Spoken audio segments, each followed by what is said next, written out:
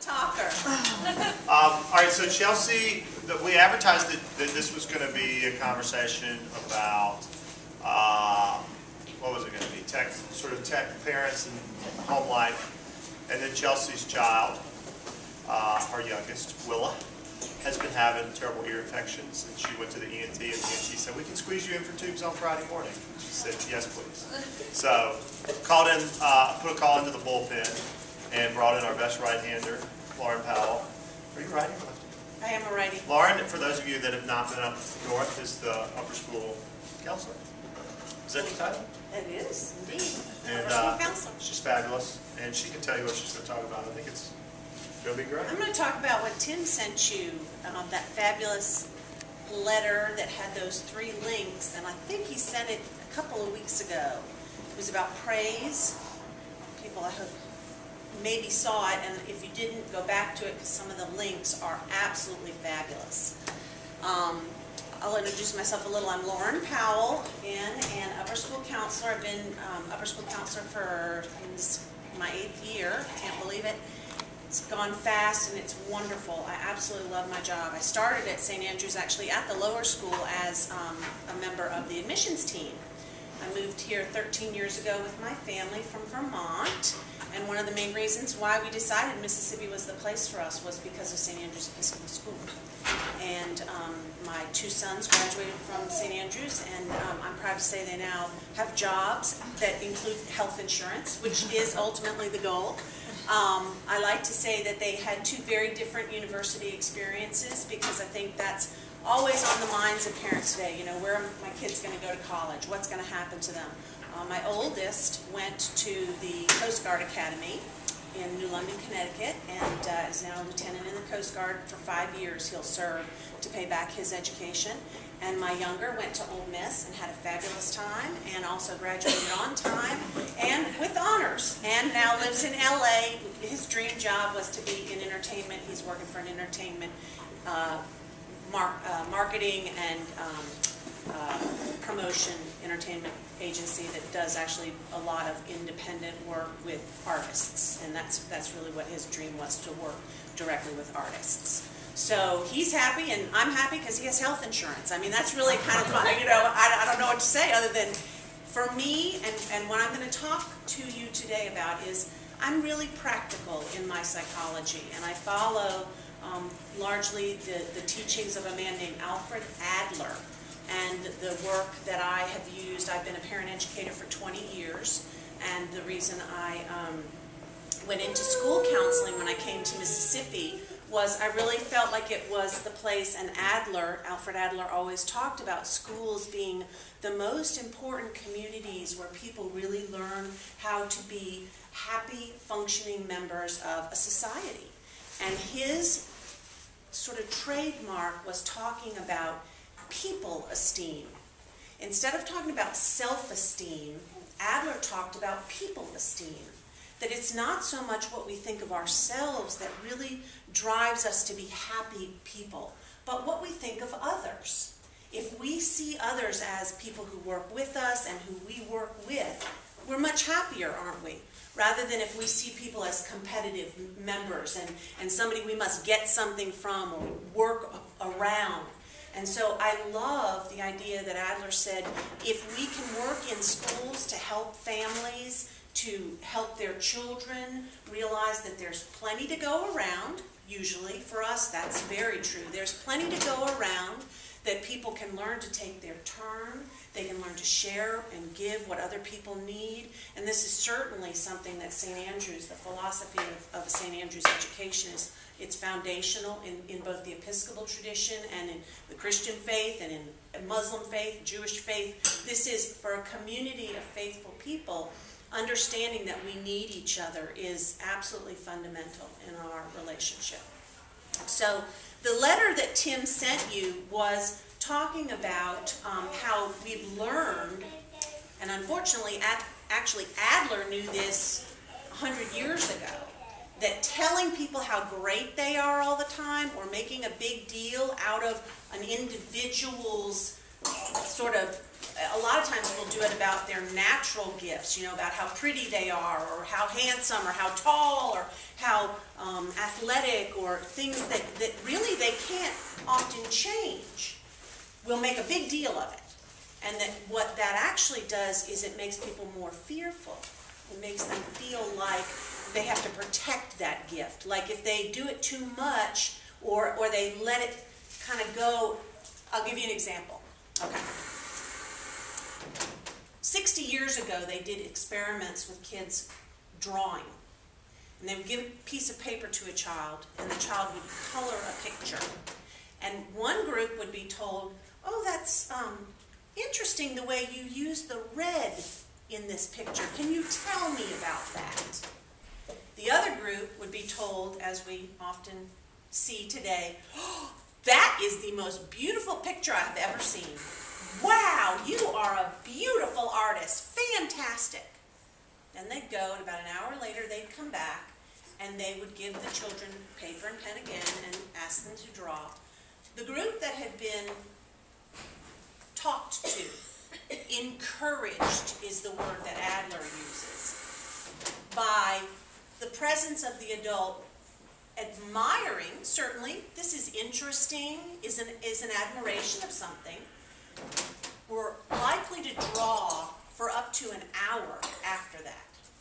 The children who had been told that they had the most wonderful picture, that they were fabulous artists and pumped up, would only draw for about 5 minutes. They didn't want to really draw. They wouldn't be interested anymore. They went off of it. We've seen this repeated now. Just about 2 years ago, a study came out of American and Chinese children.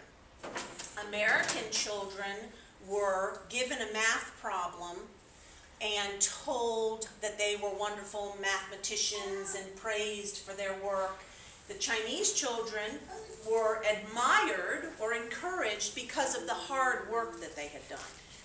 In retesting, the American children would give up after about 2 minutes on a problem that was hard. The Chinese children would work for up to 3 hours trying to solve these problems. So one of the pieces of information that Tim sent the link to is that this idea of working hard, this is what we really want our children to do, right? I mean, this is why you send them to a school like St. Andrews. You believe in the work, that the work is what is really going to produce the results that we want. Them able to go out and get a job and do and have friends and work on relationships and work on problems to solve.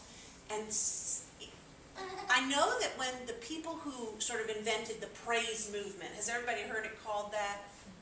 Sort of know that? The praise movement that started in the 70s and 80s, where people really thought that if you told a child they were wonderful, that it would help them to feel that, they missed this part about doing. That it's really not so much the thinking as the doing that gets us to feel competent. Does that make sense to you? I'm going to read you the definition of the word encouragement that I have here and see if that helps to clarify a little bit. Encouragement. Encouragement comes from the word, the root word to have heart, or to give heart. Cour, do you remember that from either French or Spanish? It means heart. So encouragement. The act of making something more appealing or more likely to happen. Something that makes someone more determined, hopeful, or confident. Something that makes someone more likely to do something. So encouragement is really, at the root of it, about doing. It's not about talking, it's about doing. So I'm going to give you and this is, I've got a bunch of books over there. I read books on parenting all the time. I read books about families all the time. My job is as much at the upper school to help parents to learn about encouraging ways to be with their growing children, changing children. When you get into high school, the change that occurs from 9th grade to 12th grade is like pre-K to 4th grade. I mean, the change that you see in your children over the years, the growth is so amazing, and it is so much fun. I absolutely love my job. And one of the things that I think a school like St. Andrews has counselors at each division to help parents answer questions, learn things. Those books over there, they are fabulous. I recommend all of them, any of them. There are websites that go along with a lot of the authors of those books. I have compiled here my 12 favorites, and they're probably in all of these books in some form or fashion, and I could probably do a class on each of the elements.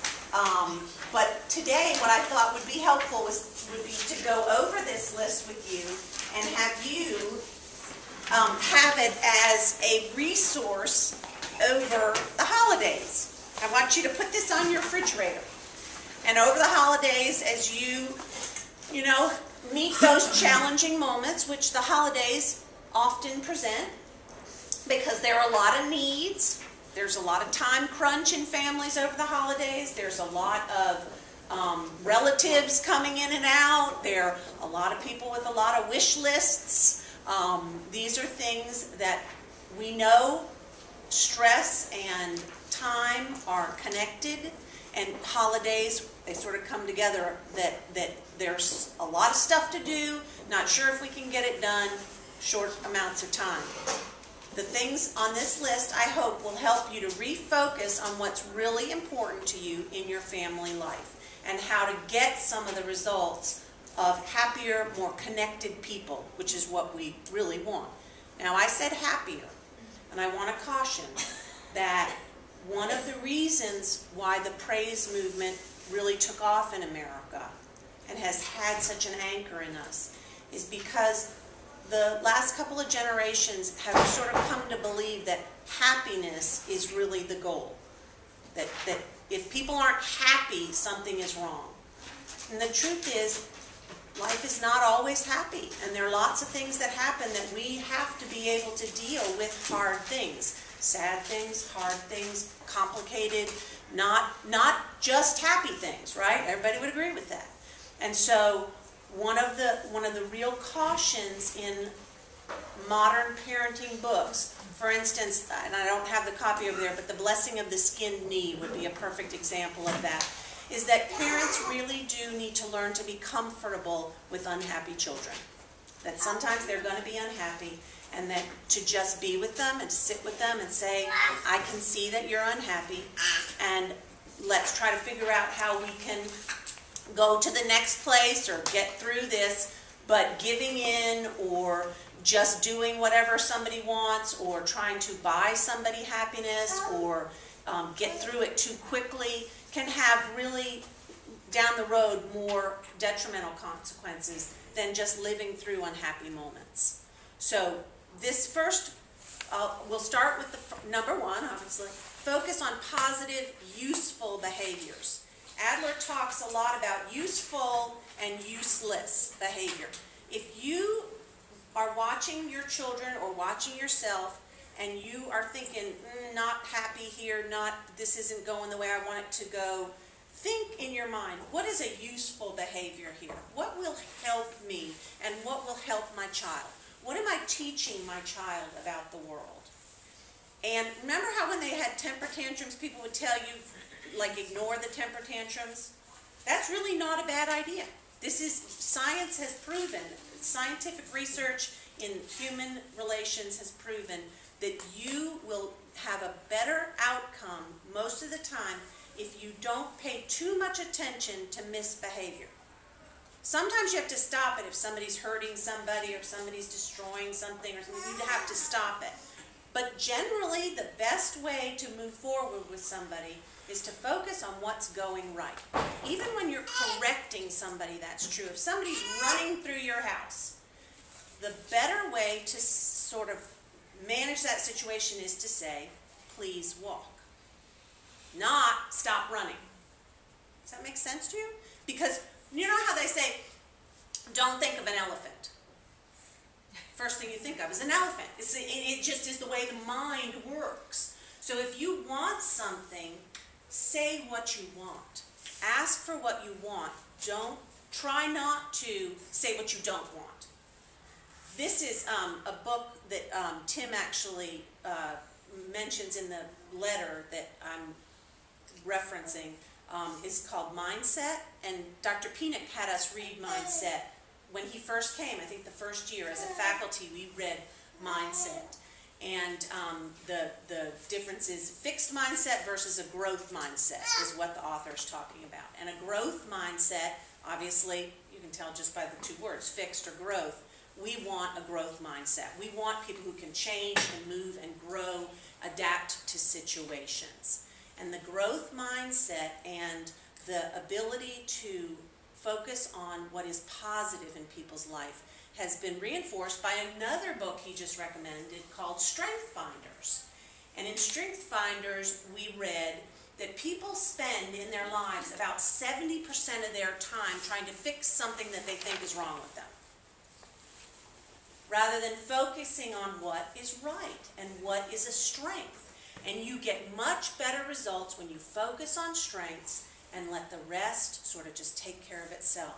And in fact, in positive discipline, this word encouragement, they say the number one thing that you can do as a parent is learn the art of encouragement. If you learn how to encourage your children, you will hardly need discipline. Discipline as in consequences, as in punishment, which is one of the words on here, or one of the numbers on here we'll get to. So, focus on positive, useful behaviors. This next one, teach good manners, and by having good manners, this is really important to me, and it's important to us in the upper school. One of the lovely things about St. Andrews is we have beautifully behaved and wonderfully mannered children. It is amazing, and when I take groups of upper school students out on field trips, I'll take a group to the Capitol on Tuesday of 10 kids, and I'm going by myself with them, and I'm thrilled to go because I know when I leave there, I will have every adult who has come into contact with those students say to me, what an amazing group of students, what a lovely set of questions they asked, how polite they are. It is truly lovely to be out in public with St. Andrews students. They are mannerly and kind, and they learn it from parents like you who use good manners with them. And so I want you to know that I am speaking to people who have a lot of knowledge about raising children, who have probably read books, who look at things. What I'm trying to do is just encourage you to know that it works, that keep doing what works, and if any of these things on this list are things you've not thought of, to use them as you go through your holidays. The next one is let the message of love get through. And that takes a lot of time. And this is a funny thing that one time I was at a parenting conference, and the author of the book said, you know, everybody's talking about quality time. Oh, you know, we spend quality time. He said, do you know how much time you actually have to spend with a child to get to the quality? It's like, woo. Well, the truth is, there are a lot of things that need to be done in the day, and a lot of stuff that we do with children is just the maintenance, day to day. And you really do have to make sure that you're digging in there and finding those moments in your day, whether they're at the breakfast table, lunch table, dinner table, and there's so much research now about dinner time and how specially important a dinner, a meal a day with your family gathered to talk. That this is just, it is some of the best time that you have, where you can ask questions like, what was the best part of your day and what was the worst part of your day? That was the game we played at our table. What was or sometimes what was the funniest part of your day? To have a couple of questions that you ask as a routine, because tradition and really good family kind of moments that are consistent really cement in a child those connection pieces that we want them to have. I put on here, and it's something that is very important to me as somebody who works with upper school children, the hug and touch, but not too much. See that in that little bracket? One of the things that modern parents do sometimes, and I want you to know, I work with lots of different groups. I teach outside courses, and I work in my church as a parent educator, so I work with hundreds of families. So when I say parents, it's not always St. Andrews parents, but obviously sometimes we can all fall into these things where you almost pet your children in public to kind of maybe prove how loving you are. I don't know if you've ever had that feeling of like you want somebody who's over here to know that you're really good at what you're doing, or you say loud now and you try to talk so that people around you know that you're doing the right thing. I caution you that the older your child gets, the more they will realize that you're manipulating, that you are trying to make somebody else believe something, that this is no longer about your relationship with your child. The most respectful thing to do with a child is to quietly discipline or talk, to make an affectionate moment, a private moment. That's what we certainly want to teach our children, right? I mean, I'm in the business of going around saying to people, you know, public displays of affection are not okay at school, right? You know, we can't, this is, so you have to think in your head, if you publicly are always, you know, petting your child's hair or rubbing their back, and there are loving moments when that is absolutely appropriate. Generally in public, it's not really. And so it's something I just caution parents that this is just a little seed to think about, and how you, in public, work with your child so that your child knows the relationship is between you and them. This is, and these things like code words and a wink and a smile and these things, such useful little tips for how, when your child is upset, or you've given your child warnings and you've said this is what's going to happen, or you've talked about consequences, that you can say, you know, when mom does like this, it means remember, or when mom says code word, one of the code words we had was snuffleupagus, which, you know, is a Sesame Street one, so I don't think it would go over big anymore. But whatever the code word is to remind your child that they need to be gentler, or they need to be more quiet in their voice. That is a way that you remind them of the behavior that you want, rather than saying, stop yelling. You have a code word that would say, butterfly. I say take it down a notch. It works. Take it down a notch. Well, that can take 10 it down notches, 20 notches, take it down 100 notches, they get it. Okay, and as long as, you know, and that is with each parent, if the thing is, working that out beforehand so that they really know what you're talking about, that's where the learning comes in. So here we go. Learn the language of encouragement. Limit praise. Oh wait, I'm going to back up to number 2 for just 1 second, because I do have one underlined part there. I'll do two here. In this number 2, and I'm thinking Tim is going to put this online so that people who are, if they watch, will know. The first one that I want to go back to is limit screen time. And this is protect your family from trash. One of the books over there, The High Price of Materialism, and what we're learning about kids who watch too much television and have too much computer stuff in their life. They are so bombarded with what the world thinks is important.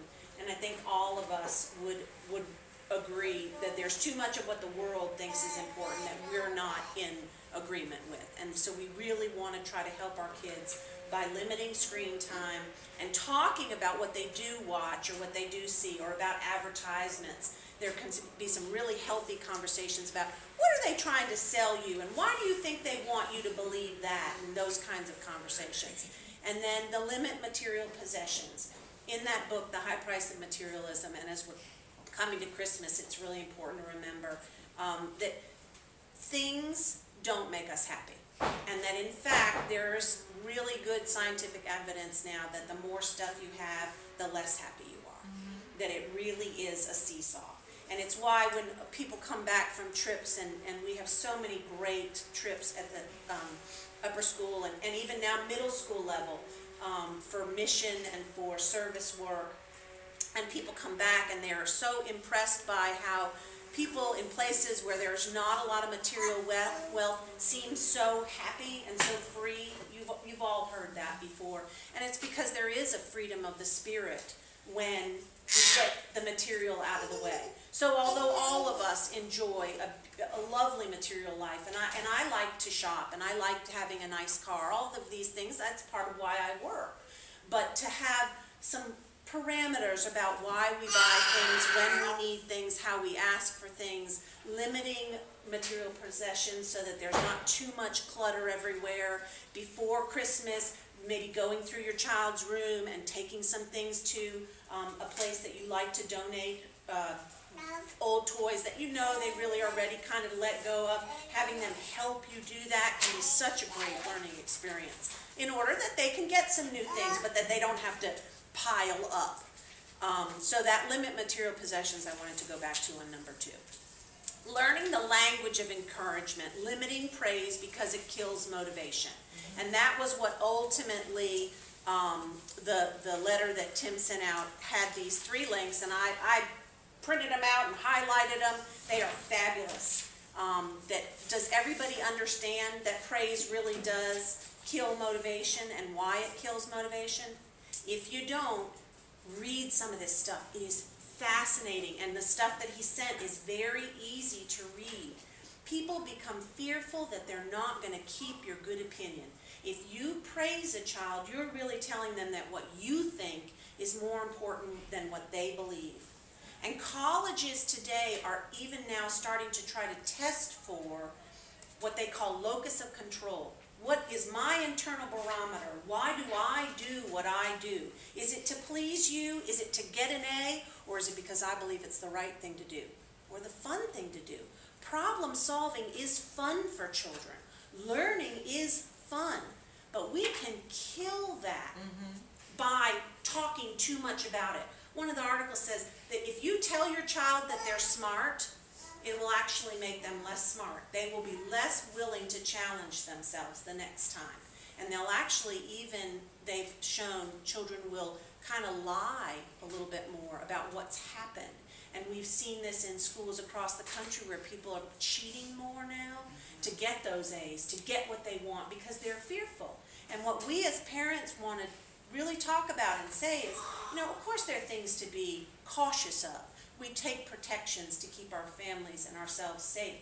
But we do not have much to fear anymore. If you look at childhood injury and disease and the things, we are so free from so many of the fears, realistically, that generations before us had to face.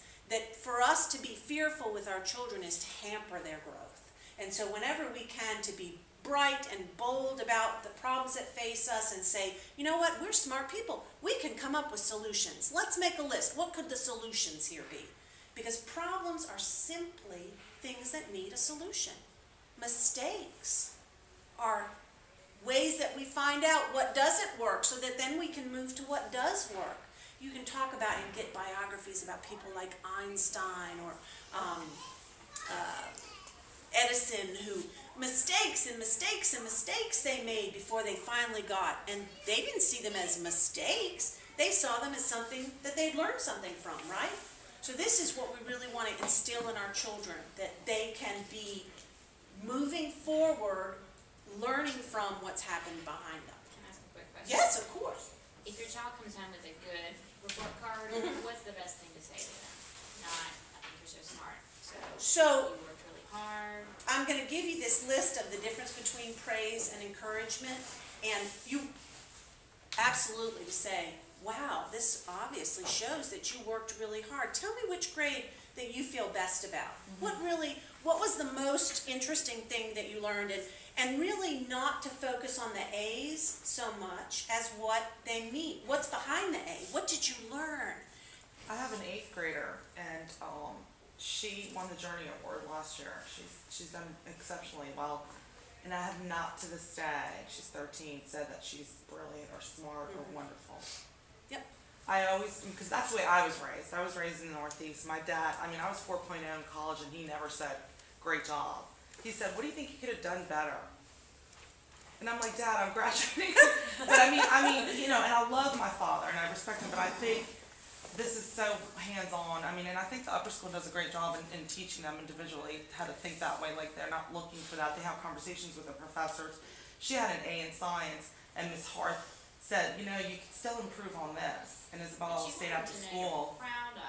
Yeah, they are. They know. But because you show that with love, but I don't. So the thing that here in this list that I'm going to give you, the real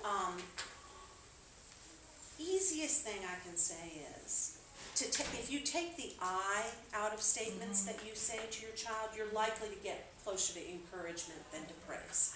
So it says, if you say to your child, I'm really happy for you, that's a little different than I'm really proud of you. So I'd still put the I in there, but I'm happy for you. This must feel great. Tell me what you learned that feels good, because the A doesn't really mean anything. It's the learning behind it that we want to know about. It's always like, how did you get there, instead of, I'm glad you got there. This one Because then you article. beat the whole purpose of, them learning the process. I'm sorry to cut Yep, you off. no. I have 4 kids, so I think I'm like an expert on this. But even in work and sales meetings, that's what they teach us. They're never going to tell you you did a great job, and even if you're number 1, they tell you what you can do better next quarter. And I think I will say that for a parent-child relationship, I think that's a little hard, because it is, you can ask a child, what would you like to learn next semester, or what's the next level you'd like to get to, instead of, you could do better or something like that. I think a boss and an employee relationship I tell them, what would you do differently next year? What did you think got you to this place, and how can you continue that? Yeah, exactly. That's fine. This article that's in that, a link that, in the letter from Tim, it says presence, not praise, how to cultivate a healthy relationship with achievement. This is a fabulous article, and that word, presence, connecting. The first one, focus on the positive, that I wrote, let the message of love get through. These things that you're doing, those are encouragement. You don't have to learn the perfect words as much as you do what you do, which is love them and appreciate them and spend time with them and talk about their learning and how they got to where they got, or if they got a C and they're not happy with it, if a test didn't go well, to really sit and think about how did that look and how did it work. I only have about 10 more minutes, so I'm going to go quickly through the rest of them. Number 4 is jobs. Take time for training. Remember, everyone loves to experience a helper's high, the mastery of tasks. We want to belong, we want to be useful, we do that through doing. And these top words at the beginning of this paper, autonomy, mastery, and purpose, these come from a book by a man named Daniel Pink. The book is Drive. And it talks about why people really do what they do, what do they want out of life, and I love to read books like that. And Daniel Pink is a very good author, but he's also got a little YouTube video that you can watch that's fabulous. It's one of those little cartoon drawings. It's called Drive. And it talks about how people have to have autonomy, which is my sense of self. I put in parentheses by that, connect, because you need the autonomy but also the ability to connect, right? And these C's, the connect, the capable, the count, and the courage, the 4 C's, those come from positive discipline. But they match up with autonomy, because you can't really be autonomous and feel good about yourself until you've learned to connect. You need both. The mastery, in positive discipline, we call it capable. What are you capable of?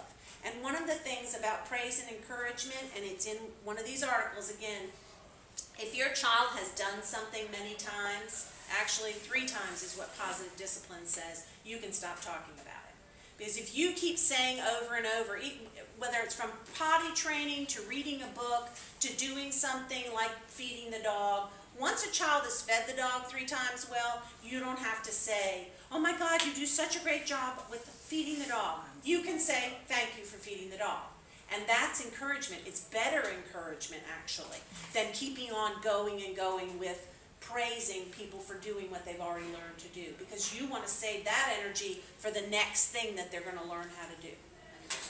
So, over-praising and over-commenting, and there's a good thing about a mother whose child was, I think, a Nobel Peace Prize winner or something in here, who talks about that in these articles that Tim did, about not praising for what's already been accomplished. Don't you think that's a cultural thing, though? It's absolutely, it's the praise movement. Because when I moved here from Boston, I mean, I'm just parent very differently than a lot of my friends do down here. I think we're all wonderful parents, but I don't, when they do something wrong or incorrectly, I don't say, nice try, good job, better job, you know what I mean? Like, that's consistent. I hear it all the time. And It's I just one of think the that things that sometimes I grew up in the South. I'm from New Orleans, but I've lived half my life in the Northeast. And one of the differences is, and I'm actually, I want to say, because of the weather and because of the people and because of the food and all kinds of things, I'm really glad to be back in the South. But there is a difference in, we try to be very, very sweet and nice, and we're trying to be kind all the time. And kind all the time and sweet all the time can take a toll on children. It produces a little bit more anxiety. And you think about it, particularly for women, trying to please a lot and trying to be, and I don't have it on here, but I'll speak to it just briefly, perfectionism and trying to be perfect. And I call it sort of, you know, it is unfortunately the Martha Stewart age, you know, where everything has to look and be perfect. This is not a healthy thing for children. Do you have And a book on perfectionism? I have lots of things I'd recommend to you to read about that. And it's one of the, it's a kind of a hallmark of independent schools, that we have some perfectionist kids because we've got bright kids, we've got achieving parents, we've got a kind of a brewery for a little bit too much perfectionism. And grades, A's, you know, having to have all A's. Some of the smartest kids in upper school make B's. I'm telling you right now, some of the smartest kids, because they have decided what is important and not important to them. And they will do what they want and how they believe they learn best in absolute opposition to getting A's. And that's their choice, and their parents respect it, and I respect it. An A is not what we're looking for. We're looking for learning, and we're looking for resilience. And perfection is what we've decided is the A. It's not the goal. The A is not the goal. The learning is the goal. Let me go quickly through these last couple that I think are so important. Give them jobs, help them work around the house, and then once they learn a job, thank them. Use those good manners that we talked about in one by modeling it. That's how you get it. And enjoy hard work yourself. Enjoy mental stimulation and physical work and the emotional work. When something is hard for you, don't try to protect your children from it. I don't want you to weep and gnash your teeth in front of your young children. But if mom is sad, this is a really important thing for your children to know and see when a friend is hurt or things. You know, you don't have to protect children from this. In fact, protecting them from sadness is not a healthy approach. Involving them in writing cards to people who are sick, making casseroles, doing whatever it is that you do to help people move to the next place is what you want to do with your small children. And then that, again, I wrote it because it is one of, in terms of this mastery and capable for school purposes, which is ultimately you come here because you want to know, how am I going to help my child do well in school, feel good about school. Limiting TV and helping them to learn to love to read is the #1 thing that you can do for your children. And our children, even at St. Andrews, are starting to dip a little when it comes to reading. They don't read for pleasure like they used to because TVs are too available. I mean, we even have them in cars now. And they've got their games, and they've got, if you're traveling over the holidays, I know it's a struggle. They don't want their phones and screens taken from them anymore because they're used to them. But to just tell them, we're going to have some time reading, or you can just sit quietly in the car, or if you're going to grandma and grandpa's, or if, you know, the afternoon, a couple afternoons, to just really reserve them for reading, and then model it yourself. Get a book, get a magazine, sit, read with them. Reading, reading, reading. Have fun, and as a family, trying to do meetings so that you're scheduling stuff together. I think a family meeting is one of the most healthy, fun things you can do for your family. There are books about how to have them and how to structure them. I could come and do a class on that if it's something you're interested in. Let Tim know, because appreciations and learning that art of encouragement can become part of the family meeting. We have meetings for everything that we think is important, from SAPA parents meetings to church meetings to faculty meetings to every group that you belong to that's of significant organizational needs has a meeting regularly. Your family is your ultimate organizational group that you want to run smoothly and be connected and cooperating in how are we going to get these things done. We've got these chores to do for Christmas. We got to put up the tree. We got to do the lights. When should we do this? Getting everybody involved in that is fun. It really helps to build that sense of, hey, I can do this. I'm capable, which is that next one. And our purpose in life is to be capable. It's to work. It's to have something that we believe is valuable that we contribute to. So give appropriate choices, that's number 7. When there's time to do work, a lot of times children say, I don't want to do that. You say, well, as soon as, and that's that little phrase there. My favorite parenting phrase of all times, as soon as we get this done, then we can go to the movies. Then we can go for our walk outside. Then we can do whatever it is the child wants to do next. So it's not, you can't do that until we, it's as soon as we do this, then we can do this other thing. Favorite phrase. Spend a lot of time outdoors. This is something science is teaching us about the brain, that about 5 to 10 minutes of outdoor green space is as good, one study says, as Ritalin for children who have ADD. Green time is what a lot of these little brains are missing. It soothes us. It's where we're supposed to be. It's where we evolved. Blue sky is now known. The color of the sky, the blue that God has put in place, in my opinion, actually helps with depression. It soothes you. These are the things we need to be around. Nature, loving nature. Spend special time with each member of your family. I really encourage you to do that over the holidays. Take each of your children and your spouse in some way, in some, whatever the moment is, and about an hour is all you need to give that person your undivided attention. Spend that special time together. The use of natural and logical consequences instead of punishment. And I like parents to know that yelling and lecturing, that's actually punishment to a child. Okay, so if it's worth teaching your child about, which is what discipline means to teach, then it's worth speaking in a nice, moderate voice, a teacher's voice. It's worth figuring out what the problem is, what the misbehavior is, what the child was thinking, and how we can develop new thinking. That's all misbehavior is. They have some false idea of how they're going to get what they want, and you and that child need to get on the same page and figure out what it is they need, what they want, which of course are 2 different things often, and how you 2 or 3, whoever's involved, can come to some middle ground. Except when it's between siblings. And when it's between siblings, let me encourage you to walk away and let the siblings handle it. Or take whatever it is that is in the way and remove it until the siblings can figure it out. You do not want to get in the middle of sibling rivalry. Sibling rivalry is almost always about getting the attention of the mother or father, depending the adult So in the situation. if they're killing each other, you're saying just because that happens. They a lot. will not kill each other, I promise you. They I've happen never a seen lot. it happen. Okay. And they will escalate as long as an adult is in there. And if you say, and I did this with my own, I can promise you at about 4 and 6, I finally got it that you could not be the judge. You don't know what has gone on. You will not ever know. In their minds, it's always 2 different stories. Do not try to get in the middle of it. You say, you 2 need to work it out, and when you work it out, come and get me.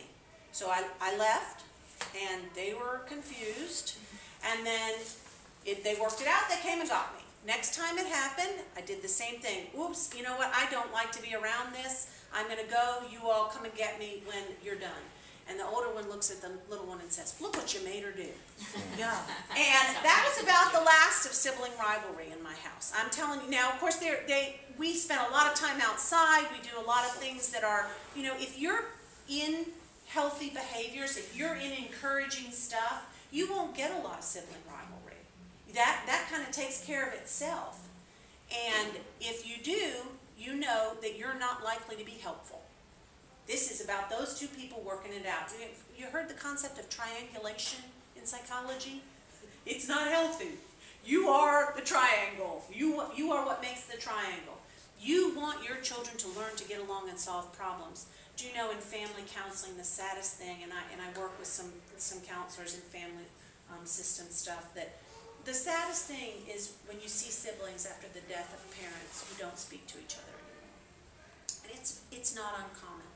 It is a sad thing. It often has to do with material possessions, or somebody feels like you were always mom's favorite. And that is something I know none of us want to see for our children, or for ourselves, that a family really is what we count on in hard times. And that when a family knows that each relationship is individual and independent and needs the health and connection of belief, of trust, you too can work it out. I trust that you can work it out. If you need me or you want my help in problem solving, come and get me. But I'm not going to try to get in the middle of this. And I promise you that within a couple of times, you will find that they learn to solve their problems better. So here are my last things. Number 11, and I am so grateful to be part of a community where faith and God are things that I can count on in my toolbox, and actually I would say they are my toolbox. It is what encompasses everything that I do, and that I think most of the families at St. Andrews love and embrace about a place like this. I mean, I can say to all of you, you all came to chapel today. How awesome is it to start your day with little voices singing in praise, and believing that there are good things that God wants for us, that those good things, the fisher of men was the story today that we heard, that God wants us to be in each other's lives, to look out for each other, to help each other, to pray for each other. And that is something that I find, I know my grandmother used to say that to me when I would be sad or come to her with a problem. And she wasn't pretending. She wasn't doing, oh, I'll pray for you. She really did pray for me. And I believed it, and I felt it. And I don't know if you've ever had the experience of believing or feeling that people are thinking about you, and what that energy is and how it is. For each family is going to be a different expression of that. But the fact that in my job, when I speak with children, with adolescents who are going through change, they almost all of them believe in some sort of spiritual connection that makes it important that they act and do in the world in good ways. And it is what makes my job so incredibly precious. I work in a place, I every day go to work with people who believe that doing good in the world is our call. It is our mission. So pray for your family. Talk when bad things happen, talk to your children about what God would want. What do you think God would want you to do here? It's a big umbrella, right? It's not me, it's not self-esteem, it's other esteem. Other even including God. So I think that's so vital. And then number 12 is mistakes are problems to be solved. Don't let people cry and fuss over mistakes. Mistakes happen. The most important thing is, what do you do next? So those are my list of 12 encouraging things to do. The praise and the how do you tweak your language, I'm going to give you a handout on that, and then I will once again recommend to you the letter, and I'm going to try to find it in my pile here. Does anybody know what date Tim sent that out? I can't remember when he sent it out. I think it was in October, but I might, you know what I might do is ask him to just put those links in something with this top 12 school counselors tips for encouragement, and then also those links of things, and this little handout on the difference between praise and encouragement. Does anybody have any questions for me? I'm sorry I went a little bit over, y'all. I hope nobody is late for anything. Thank you so much. This is great. Oh, I'm glad. Anybody have any questions? Are you passing out the handout with the Yes. praise? Okay. What do I do with it? Here it is, right here. I have a quick question. Yes. I have kids in different ages, Mm-hmm. and a lot of this You only need two. applies to each one differently. Mm-hmm. Being, of course, a diverse pool of kids. And so your best advice when there is rivalry, when they're at each other's throat, or they're seeing, a 13-year-old and a 6-year-old and not, Mm-hmm. is just to step back, really, because I've never tried that approach. And I've never think heard that before. you will read it in places that it is about the mother's attention, that's what sibling rivalry is about. A cooling off place is always a good thing. Using timeout properly is something that positive discipline talks a lot about. Timeout was invented to help kids cool down. It was not invented as a punishment. You don't send somebody for 5 minutes. You send them until they're ready to come back. You ask them to go until they're ready to come back. You make a timeout an attractive thing. Something that's a soft place where there are books or something they like to do, or a twirly band that helps them, or a squishy ball, whatever it is. Go calm down for a few minutes, and then let's come back and you and your sister can talk through what the problem was. But people don't do well in the heat of the moment. Your amygdala is the little part of your brain. It's also called the reptilian brain. Has everybody heard of that? So here's your amygdala. It's in the middle of your brain, and your frontal lobe goes over the front of it. Okay, so here's my thinking part right here. It's my executive functioning. This is what is my reason. And when I get upset and I think somebody's trying to take something from me, my fight or flight response stimulates, right? So now my frontal lobe pops off and my amygdala starts going crazy. It takes, well, you know, the counting to 20. Some people think, I mean, people will say it takes 10 to 15, maybe 20 minutes for that frontal lobe to actually calm down and calm the amygdala down. But in the count of 20, you can actually do yourself a lot of good. That's why when you first get angry at a child, if you just count to 20 before you say anything, you're going to do a lot better. You give that frontal lobe time to come back over that amygdala and calm things down so you can really think through what is the problem here and how am I going to solve it. So sending somebody to a timeout to calm down, and then asking them to come back together, and you stepping out and saying, I don't know what happened. I am not going to take sides, because I know you both have different opinions about what happened. See how respectful that sounds? I'm not coming in to try to judge who's right and wrong. I want you, because the truth is they're probably both right, and they're probably both wrong in some way, right? Isn't that usually what is going on in an argument? So if you can step out and allow children to deal with their own issues, you will have a lot happier house. I promise. It works. What about when you have kids with a good bit of age disparity and size disparity? You know, if somebody is physically threatening somebody, or you're afraid that an injury may occur, that's absolutely the time to use the timeout. Because, and you can simply say, and as calmly as you can, I encourage you, anytime that you stay calm, you produce more calm in the house. Anytime you get elevated, you produce more elevation in the house. So you stay as calm as you are. You say, I am afraid someone is going to get hurt here. I'm not enjoying any of this. I'm not interested in any of this. And that's a key phrase. I am not interested in this. This is useless behavior in a house. Fighting like this. It's not going to help us get people connected, right? And that's what we're looking for, connections. This is useless. Fighting is useless behavior. Let's go, calm down, and when you all are ready to come back and talk, you talk. If you need me, come and get me. I'm going to go do something useful. And you separate them. Truth is, they're not usually going to come back and get you to solve the problem. If you've told them it's not interesting to you, they're probably going to be like, oh, at first, like, oh, what does she mean it's not interesting? This is the most important thing that's happened today. You know, no, it's really not. Sorry. One of the tools of a family meeting, which is a great tool, is to have a list on your refrigerator of things you want to talk about at a family meeting.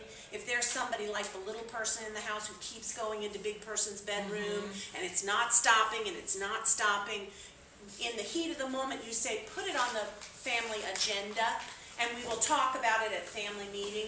And at the family meeting, that's when you are calm, everybody's frontal lobe is over, in best working order, and you try to problem solve it. Jamie, your brother really feels like you are going into his room without asking, and it makes him upset. Can you understand why it makes him upset? You know they're going to say, yes, they know. They know.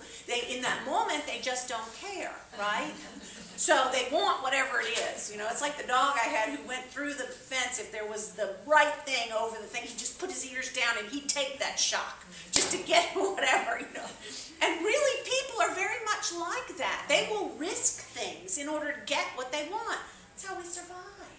So you help them in a calm moment to realize this isn't the best way to do. If you really want something, could you ask your brother? If you need to go in there, could there be like a sign-up sheet on the door we used for a little while, where if he went into the room, he had to write when he went in and what he did and what he was looking for, like so that he would have to think about it, right? And isn't this what we do at school? Like, give me a note, where are you going, what are you asking for? So kids will come up with a million good solutions. That's what you want them to do. Don't let them be your solutions. Let them be their solutions. Because what do you want? You want them to be good critical thinkers. I already know you're good critical thinkers. thinkers. You've gone to college, you've graduated, you have lives, do jobs. It's their low critical thinking skills that we need to get, you know, super high functioning, right? All right, does that help? Tremendously.